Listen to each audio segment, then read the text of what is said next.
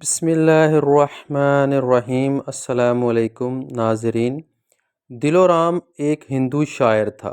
ان کا جھکاؤ شروع ہی سے اسلام کی طرف تھا۔ جب انہوں نے نبی کریم صلی اللہ علیہ وآلہ وسلم کی سیرت کا مطالعہ کیا تو بہت متاثر ہوئے، اگرچہ وہ مسلمان نہ ہوئے۔ بے شمار اشعار کہے۔ دلورام کو حضور صلی اللہ علیہ وسلم سے بڑی محبت تھی، حالانکہ وہ مسلمان بھی نہیں تھا بلکہ ہندو تھا۔ برصغیر میں انگریزوں کی حکومت تھی اور ہندوؤں نے شدت پسندی کو اپناتے ہوئے اس وقت شدی اور سنگٹن تحریکیں بھی چلائی ہوئی تھیں۔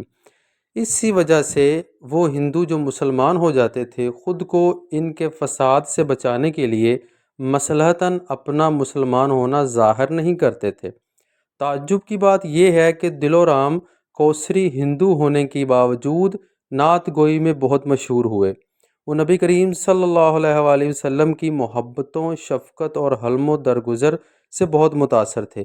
وہ کلمی نام کوسری استعمال کرتے تھے، مسلمانوں اور ہندوؤں میں یکساں مقبول تھے۔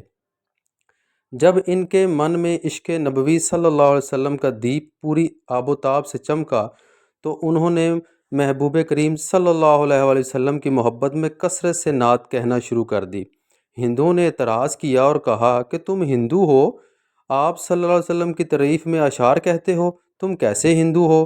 ہندوؤں نے سختی سے کہا کہ تمہارے ساتھ کیا معاملہ ہے، تم نے ہندوؤں کا نام شرمندہ کیا ہے۔ دلورام کوسری نے جواب دیا، مجھے میرے پیار سے دور نہ کرو۔ انہوں نے اپنی محبت کی وضاحت میں ایک خوبصورت شعر یوں لکھا، کچھ عشق محمد میں نہیں شرط، مسلمان ہے کوسری ہندو بھی طلبگار محمد صلی اللہ علیہ وآلہ وسلم۔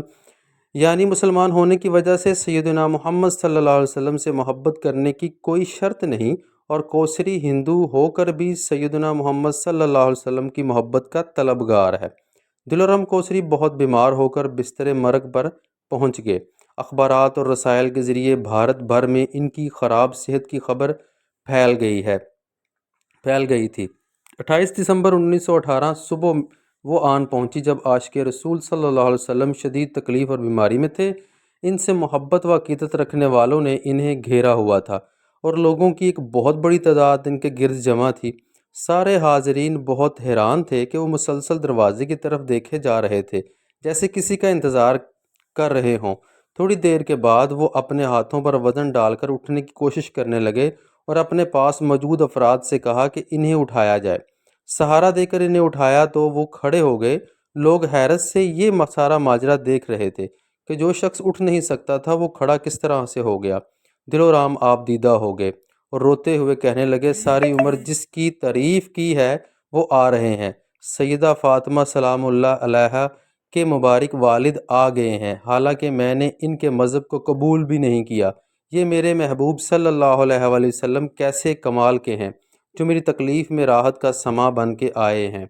میرے لوگ حیرت میں مبتلا تھے کہ دلورام ایک نہ نظر آنے والے شخصیت سے محو گفتگو ہے اور ساری دنیا سے بے نیاز ہو گئے۔ دلورام مسلسل روتے جا رہے تھے اور گفتگو کر رہے تھے، پھر بآواز بلند کلمہ شہادت کی تلاوت کی، پھر کہنے لگے، میرے آقا صلی اللہ علیہ وآلہ وسلم، آپ نے مجھے کلمہ سکھایا ہے، اب آپ ہی مجھے اپنی پسند کا ایک مسلم نام بھی عطا فرما دیں۔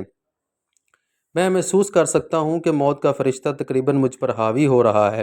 پھر دلورام نے لوگوں کو بآواز بلند کہا کہ مجھے سرکار دو عالم صلی اللہ علیہ وآلہ وسلم نے کوثر کا نام عنایت فرمایا ہے۔ بس یہ کہنا تھا کہ جو چند لمحے پہلے دلورام تھا کوثر علی کوثر بن گیا اور ان کی روح پرواز کر گئی۔ ان کی وفات کے بعد ہندو دلورام کوسری کو ہندو قرار دے کر انہیں جلانے کی کوشش کرتے رہے، لیکن حتیٰ کہ 3 بار انہیں مختلف جگہوں اور مختلف لکڑیوں سے جلایا گیا، لیکن ان کے جسم کو ان کی چتا کو آگ نہ لگ سکی۔ مسلمانوں نے مسلمان سمجھتے ہوئے ان کا جنازہ پڑھ کر دفنانا چاہتے تھے۔ معاملہ انگریز حکومت کی عدالت میں جا پہنچا کہ وقت کی حکومت اور مسند انصاف پر جو انہی ہاتھوں میں ہے تھی۔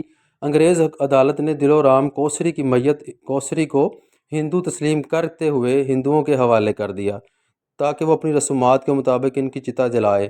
کہا جاتا ہے کہ ہندوؤں نے دلورام کوثر کی میت کو اپنی طرف سے جلانے کی پرزور کوشش کی، مگر آگ نہ لکڑیوں کو لگی اور نہ ان کی میت کو۔ آخر تھک ہار کر ہندوؤں نے انہیں مسلمان کے حوالے کر دیا۔ مسلمانوں نے دل رام کوسری کی میت کو غسل دیا اور ان کا جنازہ پڑھ کر انہیں باعزت طریقے سے دفنا دیا۔ انہیں لاہور میں سپرد خاک کر دیا گیا۔ بے شک عشق مصطفیٰ صلی اللہ علیہ وسلم انسان کو ڈوبنے نہیں دیتا۔ ہمیں الحمدللہ عاشق رسول ہونا چاہیے۔ ہمیں تو درود شریف کی صورت میں اللہ تعالیٰ نے اتنا پیارا تحفہ دیا ہے کہ ہم کثرت سے سرکار دو عالم صلی اللہ علیہ وسلم پر درود و شریف پڑھتے رہیں تو ہماری ہر مصیبت ٹل جائے گی، ہر پریشانی دور ہو جائے گی۔ ناظرین، اگر زندگی میں پریشانیاں، دکھ اور تکلیفیں ہیں تو درود پاک کا کثرت سے ورد کریں۔ آپ خود حیران رہ جائیں گے کہ اللہ کیسے آپ کی تمام مشکلات ختم کر دے گا۔